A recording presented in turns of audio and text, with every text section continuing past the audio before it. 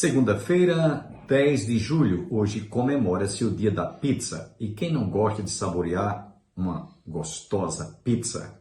Mas eu convido você agora a abrir o seu coração para saborear a palavra de Deus que será ministrada dentro de instantes pelo pastor Antônio Júnior sobre o livro, estudo sobre o livro de Neemias.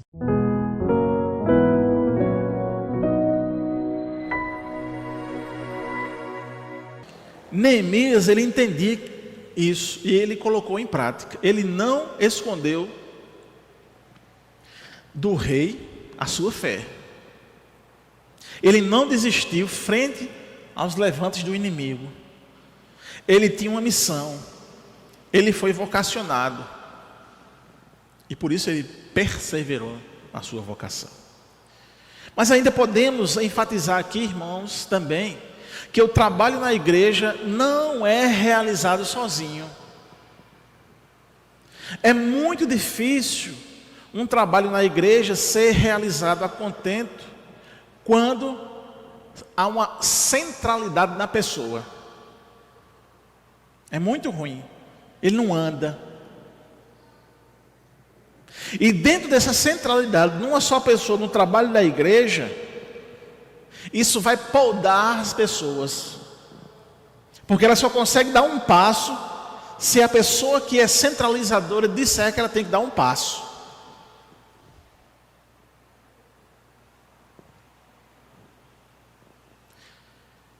Neemias, ele realizou o trabalho de reconstrução com uma equipe, irmãos. Lembra disso? Ele tinha uma equipe. Ele delegou as coisas. Lembremos como o sacerdote Eliasabe se colocou à disposição em fazer um trabalho que não era atribuição dele, mas como estava precisando, ele se voluntariou, demonstrando humildade. Está necessitando, mas eu não faço isso aqui não, eu só faço isso aqui.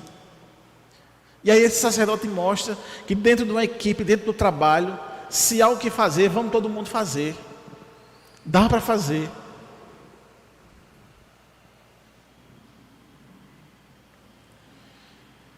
Lembra daquela situação que eu disse aqui, que o exemplo, ele arrasta, aquela história que a gente sempre fala aqui.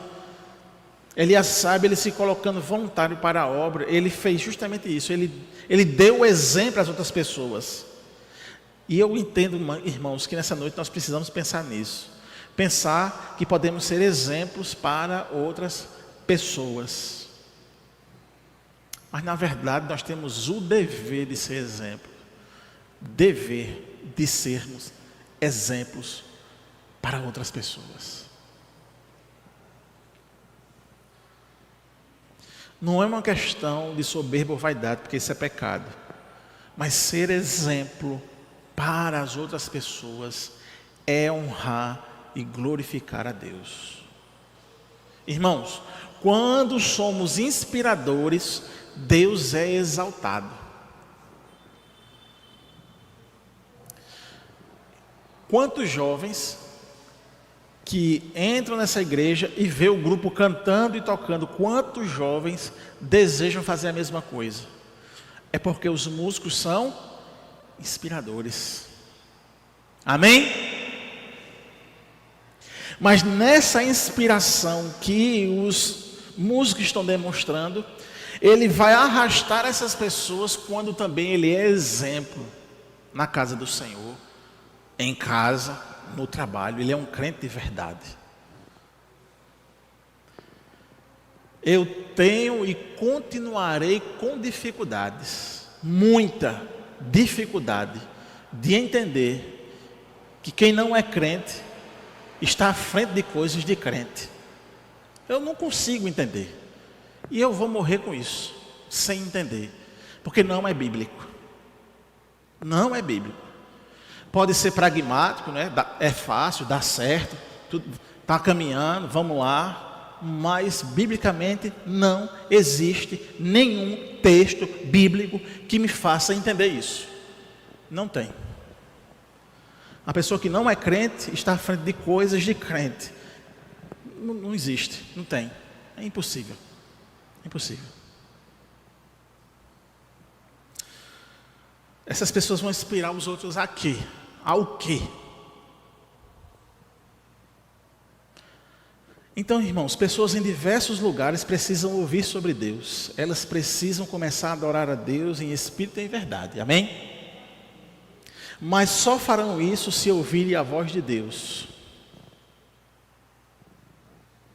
Notemos que os maiores avivamentos da história se originaram de exposições bíblicas feitas por pessoas chamadas especificamente e que em seu bojo pessoal havia paixão, piedade e desejo profundo de transformação e de serem fiéis às Escrituras. Então, em meio à oposição, Neemias ele ora, planeja as ações para a obra. Mesmo com Sanbalate furioso, se ardendo de inveja, Neemias pede a Deus para lutar a batalha para ele. Neemias julga que o pecado dos seus inimigos não é contra ele especificamente, mas contra Deus. E enquanto os fiéis se uniam para o bem, os incrédulos se uniam para o mal. E aí o que nós vimos foi o desfecho da obra de Neemias. Ele consegue construir, ele consegue então fazer toda a reconstrução das casas, do muro.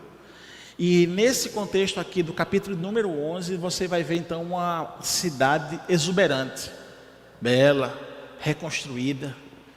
E todo aquele arcabouço de inimigo ao seu redor. Então era necessário que os espaços que estavam ociosos, eles fossem então ocupados.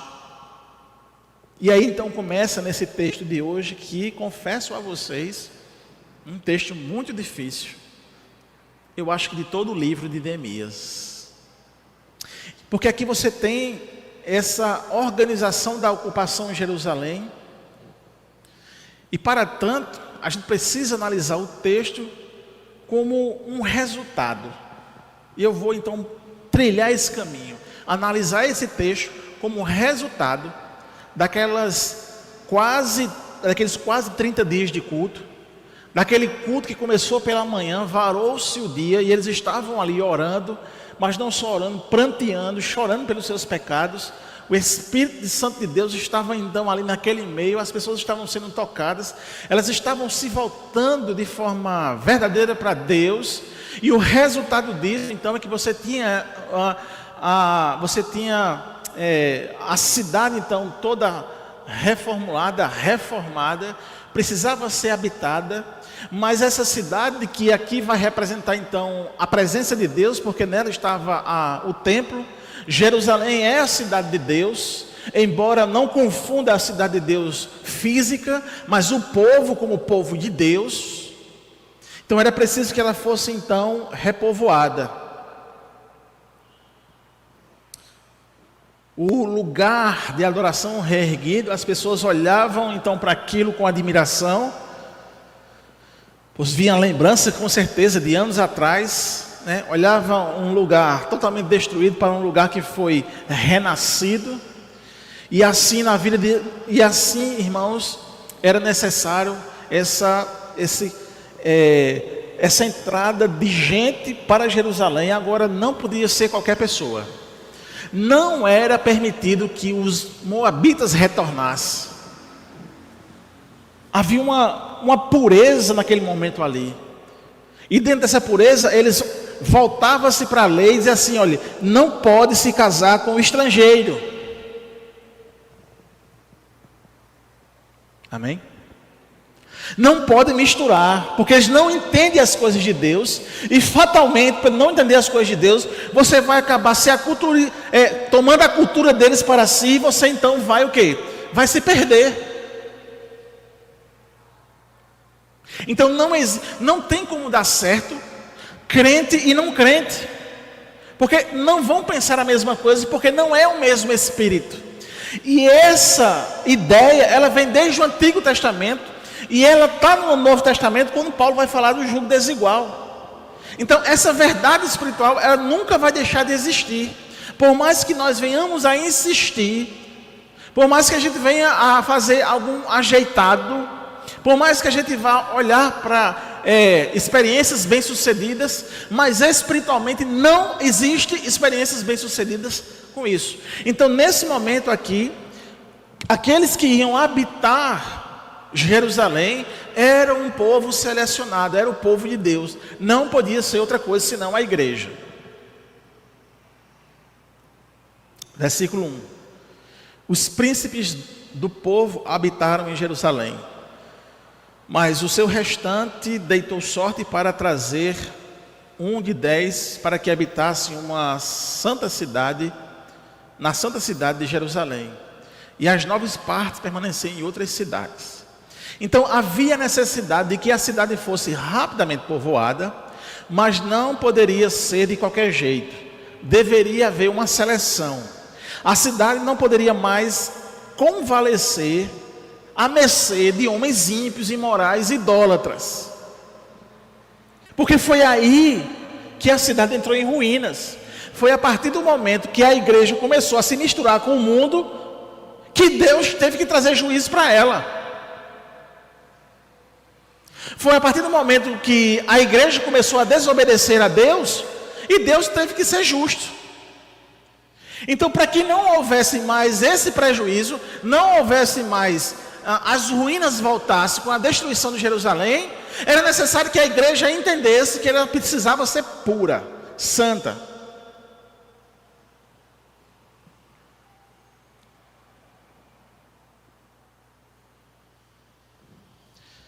Eles tinham passado então quase um mês em culto. Eles prantearam lembrando dos seus pecados, das ofensas a Deus, e sentiram uma tristeza profunda por causa do pecado. E pensando nisso, ainda insisto com cada um de nós: precisamos prantear pelos nossos erros, pelos erros que cometemos. Precisamos pensar nisso, mas não só pensarmos, colocarmos em prática. Ninguém é isento. E ninguém pense que não precise. Então a escolha, ela era criteriosa. As pessoas que passariam a habitar a cidade santa, o local estabelecido por Deus para a adoração, o louvor e a honra a Ele, não podia ser habitada por pessoas ímpias. Então o povo aprovou quem iria habitá-la. Versículo 2, desculpe. O povo bendisse todos os homens que voluntariamente se ofereciam para habitar em Jerusalém. Houve uma assembleia. Houve uma assembleia. E o nome foi colocado para votação. Então, quando diz aqui que o povo bendisse os homens, é porque o povo tinha aclamado os homens que tinham sido selecionados. Eram homens santos, separados, queriam habitar a cidade santa, separada para Deus. Entenderam, irmãos? Entenderam que o critério de santidade, de responsabilidade, de assembleia, vem desde sempre. É um princípio espiritual. Amém? É um princípio espiritual. Não é coisa inventada pela mente humana. É por isso que eu enfatizo, assim como é enfatizada pelo pastor Bosco, a seriedade da assembleia. O compromisso de cada membro para a assembleia. Eu não quero saber do que aconteceu antes ou deixou de acontecer não, irmãos. É nossa responsabilidade. É a sua responsabilidade. Amém? É minha responsabilidade, é sua responsabilidade. E eu sei, eu já ouvi que muitos irmãos têm um sentimento de não vir à assembleia pelo que já aconteceu na igreja. Mas isso não é desculpa para se desfazer da igreja do Senhor, porque você é membro do corpo. Você é membro dela. E uma vez membro, você aceitou estar sobre aquilo que o estatuto dela diz. Portanto, se você não vem à assembleia, em primeiro lugar, você está ofendendo a Deus e aqueles que vêm.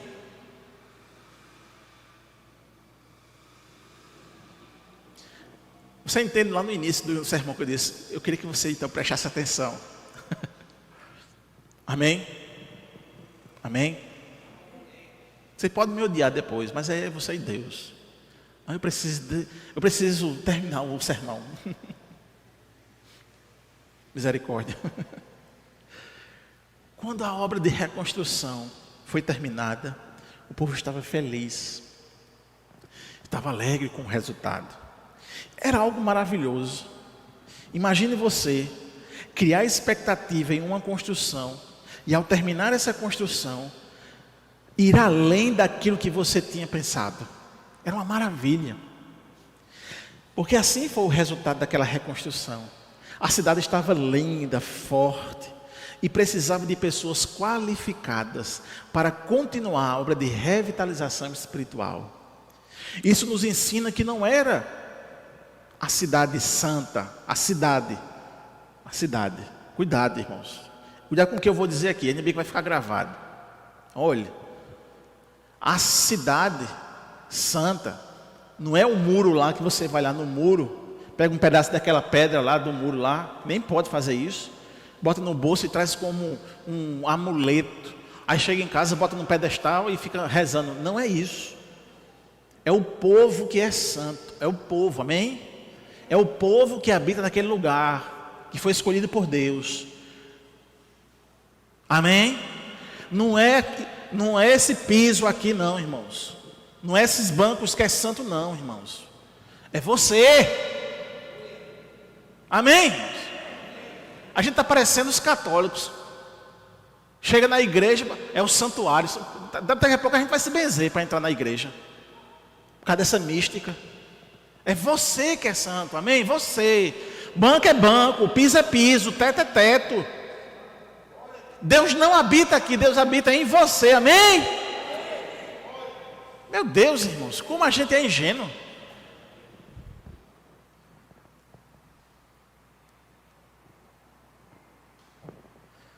Talvez se alguém chegar em pecado aqui, assim, vou sentar no banco, não, que o banco é santo, vou sentar no chão. Eita, não, o chão é santo, vou embora para casa.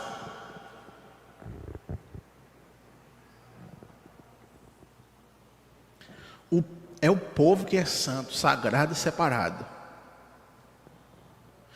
Essa ideia, olhe bem, essa ideia de lugar santo, coisa santa, essa ideia é pagã, vem do paganismo.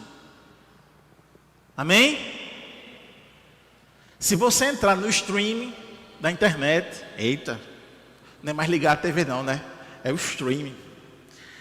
Aí você bota lá, seja qual stream que você tiver, até YouTube, colocar lá, templos, Japão, Malásia, Indonésia, você vai ver lá os lugares sagrados. Aí lá vai ter um elefante, ou vai ter um homem gordo, ou vai ter qualquer outra coisa. E lá naquele lugar, eles dizem que o lugar é santo. Então essa ideia de lugar santo é pagã. Pagã. Você não vê Paulo ensinando isso, você não vê Pedro ensinando isso, você não vê ninguém ensinando isso. Ninguém ensina isso. Ninguém ensinou um templo, um prédio santo. Ninguém, não tem nas escrituras. Não tem. É o povo, amém? É o povo. É tanto que não existe mais o templo, para o povo não confundir uma coisa com outra. É você que é santo, é você que é templo. Deus habita em você, amém? Aleluia. Portanto, se você chegar no centro de Macumba, aquele centro de Macumba vai ficar santo porque você está lá. Você é santa, amém? Sim ou não, irmãos? Você vai em qualquer outro lugar, você é santo porque você chegou, porque você é santo. E não fica com medo não, que ninguém vai lhe importunar não.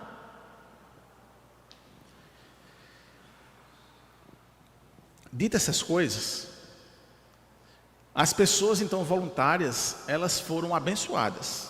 Aqueles que se voluntariaram para ir para a cidade de Jerusalém, elas foram aclamadas e elas foram abençoadas. Foi então discorrida a lista dessas pessoas qualificadas e abençoadas. Lá no texto do verso 3 a 4 diz isso: são estes os chefes das províncias que habitavam em Jerusalém, porém nas cidades de Judá habitou cada um na sua possessão, nas suas cidades, a saber, Israel, os sacerdotes, os levitas, os servidores do templo e os filhos de servos de Salomão habitaram. Pois em Jerusalém alguns dos filhos de Judá e dos filhos de Benjamim, dos filhos de Judá, Ataías, filho de Uzias, filho de Zacarias, filho de Amarias, filho de Cefatias, filho de Malalel e filho de Perez. Então, seguiu-se a lista daqueles que foram selecionados e abençoados e aprovados. E o povo não havia abençoado esses que se voluntariaram para habitar na cidade apenas porque eles eram voluntários. Mas como eu disse a vocês, porque assim, você vai confundir aquela história. Diz, rapaz, não tem tu, vai tu mesmo. Já viu essa história na igreja, não já? Eu já. Não tem tu, não tem ninguém, vai tu mesmo. Só tem tu. Aqui é mais um exemplo de que eles não escolheram qualquer pessoa para fazer a obra de Deus. Eles passaram por uma assembleia, eles passaram por um crivo. E o povo então abençoou aqueles. Houve um critério. A igreja é a mesma coisa, irmãos. Irmãos, na igreja é a mesma coisa. Tem que ter critério, irmãos. Pelo amor de Deus. Tem que ter critério.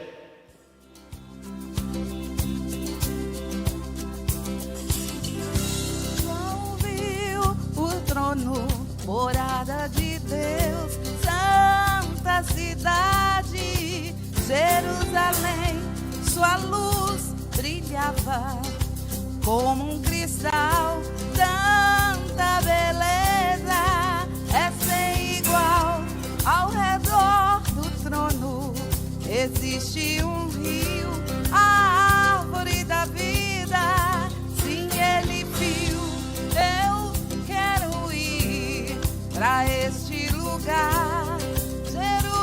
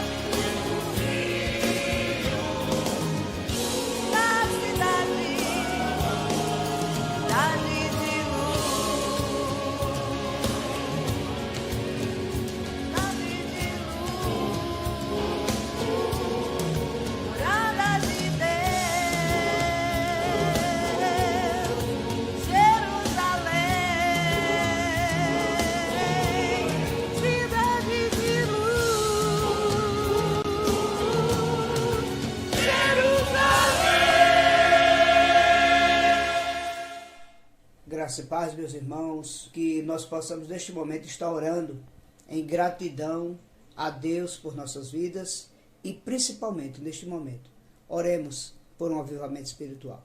Vamos orar, queridos. Pai, em nome de Jesus, receba a nossa gratidão por este dia abençoado, quando o Senhor traz sobre nós a tua bênção de estarmos, Senhor, na tua presença. Obrigado, ó Deus, por cada um daqueles que vão ouvir esta oração. E que cada um esteja comprometido, ó Deus, em rogar a Ti por um avivamento espiritual. Que o Senhor esteja derramando da Tua graça, do Teu Espírito sobre a Tua igreja. Ó Deus, em nome de Jesus, derrama um avivamento santo para que o Teu nome seja glorificado. É o que nós Te rogamos, crendo que o Senhor vai fazer isto em toda a face da terra, para o louvor da Tua glória, em o nome de Jesus. Amém.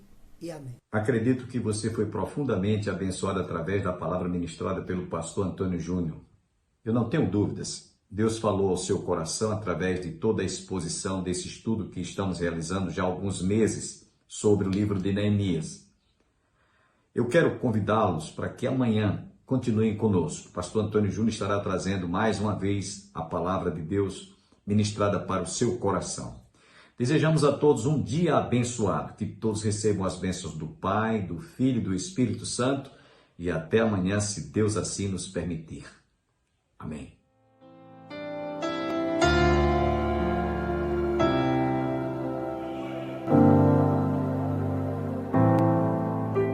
Além do rio azul, as ruas são de ouro e de cristais.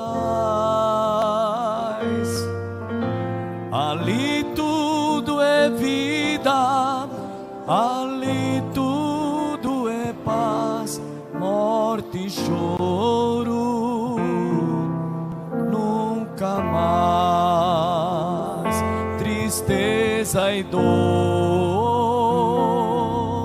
nunca mais.